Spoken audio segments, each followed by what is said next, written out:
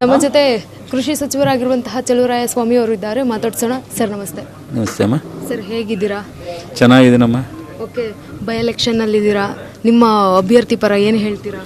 ನಮ್ಮ ಅಭ್ಯರ್ಥಿ ಯುವಕ, ಇಂಥವ್ರಿಗೆ ಅವಕಾಶ ಕೊಡಬೇಕು. 10 ಜನ ಹಿರಿಯರ ಜೊತೆ ಒಬ್ಬರಿಬ್ಬರು ಯುವಕರು ಇರಬೇಕು. ಮುಂದಿನ ರಾಜಕಾರಣ ಅವ್ರಿಗೂ ಅನುಭವ ಆಗಬೇಕು.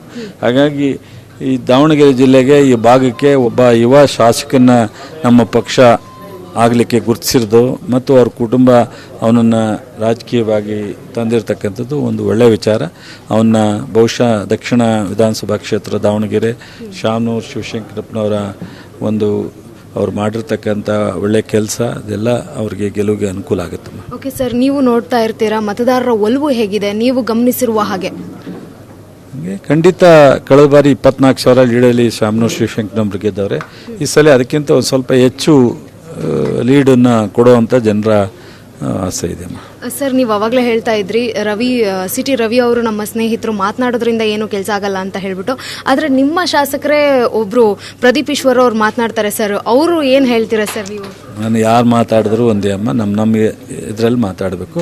ಕೆಲವೊಮ್ಮೆ ಯಾರು ತಪ್ಪು ಮಾಡಿದ್ರು ತಪ್ಪೆ, ನಾನು ಮಾಡಿದ್ರು ತಪ್ಪೆ, ಅದರಲ್ಲೇನು ಅವರು ಬೇರೆ ಇವರು ಬೇರೆ ಅಂತಿರ್ತದೆ. ಸರ್, ನಿಮ್ಮ ಅಭ್ಯರ್ಥಿ ಎಷ್ಟು ಮತಗಳ ಅಂತರದಿಂದ ಗೆಲ್ತಾರೆ? ನಮ್ಮ ಅಂತರ ಮುಖ್ಯ ಅಲ್ಲ, ಗೆಲ್ತೀವಿ, ಹೆಚ್ಚು ಮತದಿಂದಲೇ ಗೆಲ್ತೀವಿ.